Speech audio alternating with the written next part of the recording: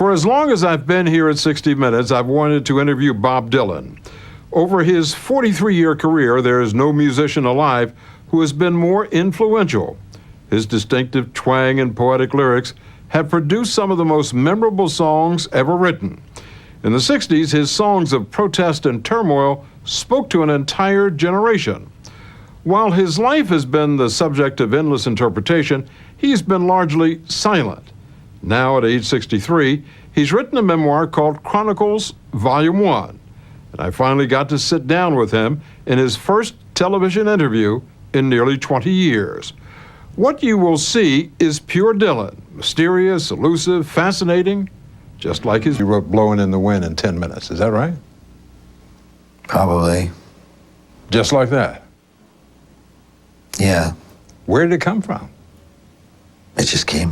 It came from, it was like, right out of that wellspring of creativity, I would think, you know. That wellspring of creativity has sustained Bob Dylan for more than 4 decades.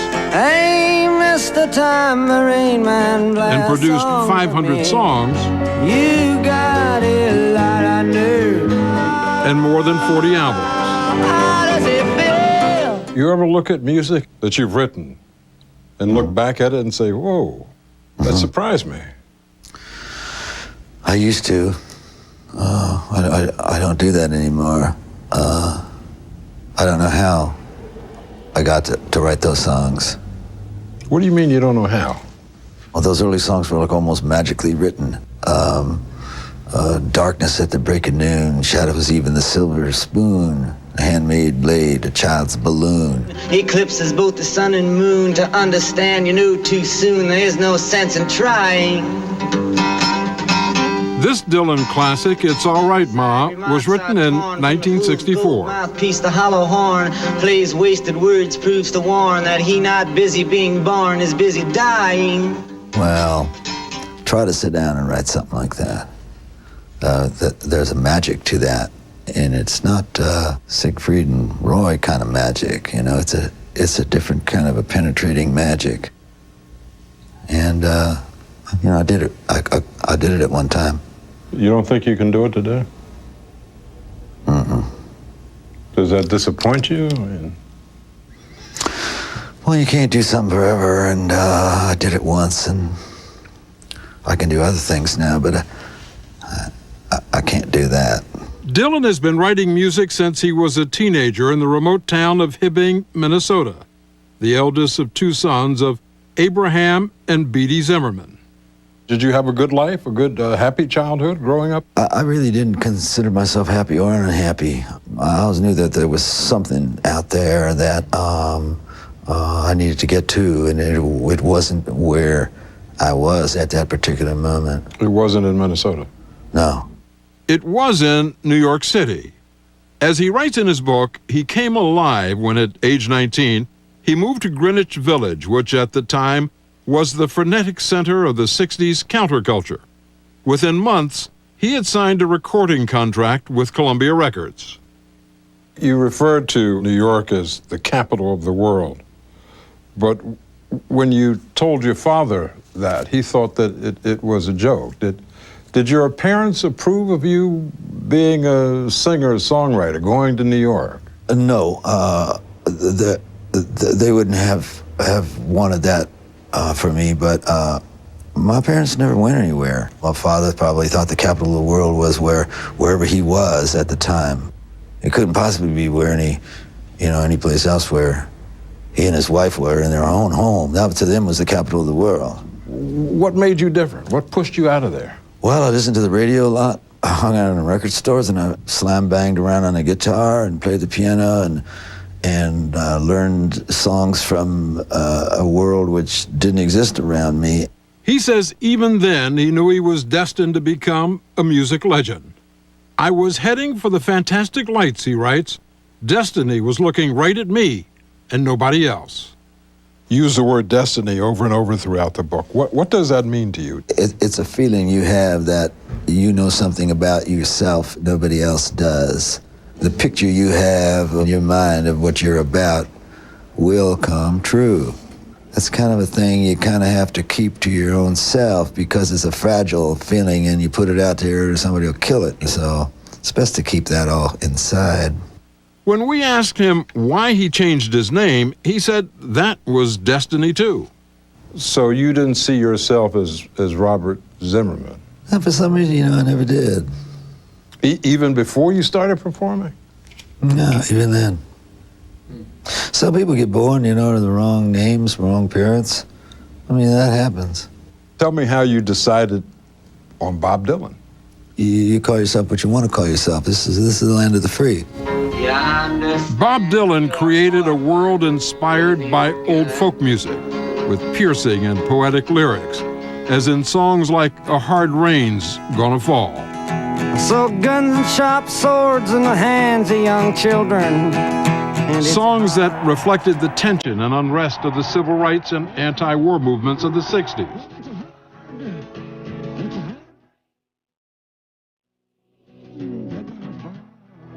It was an explosive mixture that turned Dylan, by age 25, into a cultural and political icon, playing to sold-out concert halls around the world and followed by people wherever he went. He was called the voice of his generation and was actually referred to as a prophet, a messiah. Go, driver, go. Yet he saw himself simply as a musician. You feel like an imposter when someone thinks you're something and you're not. What was the image that people had of you, and what was the reality? The image of me was certainly not a songwriter or a singer. It was more like some kind of a threat to society in some kind of way. What was the toughest part for you personally? It was like being in an Edgar Allan Poe story. You're just not that person everybody thinks you are, although they call you that all the time. You're the prophet, you're the savior. I never wanted to be a prophet or savior. Elvis, maybe. Well, I could easily see myself becoming him, but prophet, no. I know that, and I accept, you don't see yourself as the voice of that generation, but some of your songs did stop people cold, and they saw them as anthems, and they saw them as protest songs. It was important in their lives. It sparked a movement. If your time to you is worth saving, then you better start swimming or you'll sink like a stone, for the times they are a-changing. I mean, you may not have seen it that way, but that's the way it was for them. How do you reconcile those two things? My stuff were songs, they weren't sermons. If you examine the songs, I don't believe you're going to find anything in there that says that I'm a spokesman for anybody or anything, really. But they saw it. Yeah, but they must not have heard the songs. It's ironic, that the way that people viewed you was just the polar opposite of the way you viewed yourself. Isn't that something? Dylan did almost anything to shatter the lofty image many people had of him. He writes that he intentionally made bad records, once poured whiskey over his head in public, and as a stunt, he went to Israel and made a point of having his picture taken at the Wailing Wall wearing a skull cap. When you went to Israel, you wrote that the newspapers changed me overnight into a Zionist, and this helped a little. How did it help? Look, if the common perception of me out there in the public was that I was either a drunk or I was a sicko or a Zionist or a Buddhist or a Catholic or a Mormon, all of this was better than Archbishop Anarchy. The spokesman for the generation. Yeah. Opposed to everything. Mm-hmm. He was especially opposed to the media, which he says was always trying to pin him down. Do you think of yourself primarily as a singer or as a poet? I think of myself more as a song and dance man, Let me talk a little bit about your relationship with the media. You wrote the press. I figured you lied to it. Why?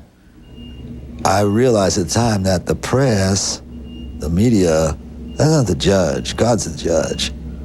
The only person you have to think about lying twice to is either yourself or to God. The press isn't either of them, and I just figured it irrelevant. Bob Dylan tried to run away from all of that. In the mid-'60s, he retreated with his wife and 3 young children to Woodstock, New York. But even there, he couldn't escape the legions of fans who descended on his home begging for an audience with the legend himself. So people would actually come to the house? Mm-hmm. And do what? Want to discuss things with me, politics and philosophy and organic farming and things, you know. What did you know about organic farming? Nothing. Not a thing. What did you mean when you wrote that the funny thing about fame is that nobody believes it's you? People will, they'll say, are you, I think you are, and you'll say, I don't know, you know, and then they'll say, you're him, and you say, okay, you know, that, yes? I say, and then the next thing I'm saying, well, no, you know, like, are you really him? You're not him. You know, that can go on and on. You go out to restaurants now? I don't like to eat in restaurants. Because people come up and say, are you him? That's always going to happen, yeah. Do you ever get used to it? No. At his peak, fame was taking its toll on Bob Dylan. He was heading towards a divorce from his wife, Sarah. And my wife, when she married me, had no idea of what she was getting into. Well, she was with me back then through thick and thin, you know. It just wasn't the kind of life that she had ever envisioned for herself, any more than the kind of life that I was living that I had envisioned for mine. By the mid-1980s, he felt he was burned out and over the hill. You also wrote that I'm a 60s troubadour, a folk rock relic, a wordsmith from bygone days. I'm in the bottomless pit of cultural oblivion. Those are pretty harsh words. Well, I'd seen all these titles written about me, you know. And you started to believe it? Well, I believed it anyway, you know. I wasn't getting any thrill out of performing. I thought it might be time to close it up, you know. You really thought about quitting, folding up to 10? I had thought I'd just put it away for a while. But then I started thinking, that's enough, you know. But within a few years, Dylan told us he recaptured his creative spark and he went back on the road. Performing more than 100 concerts a year. And the album of the year is... In 1998, he won 3 Grammy Awards. Time Out of Mind, Bob Dylan. At age 63, Bob Dylan remains a voice as unique and powerful as any there has ever been in American music. His fellow musicians paid tribute to him when he was inducted into the Rock and Roll Hall of Fame, joining him in a rousing rendition of his most famous song. As you probably know, Rolling Stone magazine just named your song, Like a Rolling Stone, the #1 song of all time. 12 of your songs are in their list of the top 500. That must be good to have as part of your legacy. Oh, maybe this week, but you know, on the lists, they change names, and you know, quite frequently. Really, I don't really pay much attention to that. But it's a pat on the back, huh? This week it is, but you know, who's to say how long that's gonna last? Well, it's lasted a long time for you. I mean, you're still out here doing these songs, you know, you're still on tour. I do, but I don't take it for granted. Why do you still do it? Why are you still out here? Well, it goes back to the destiny thing. I mean, I made a bargain with it, you know, a long time ago, and I'm holding up my end. What was your bargain? To get where I am now. Should I ask who you made the bargain with? with you know, with the chief commander. On this earth? And on this earth, and then in a world we can't see. Bob Dylan has been nominated this year for the Nobel Prize in Literature for his songwriting. His new book has been a bestseller for the past 7 weeks. It was published by Simon & Schuster, which is owned by Viacom, the parent company of CBS. Dylan is planning to write 2 more volumes of his memoirs.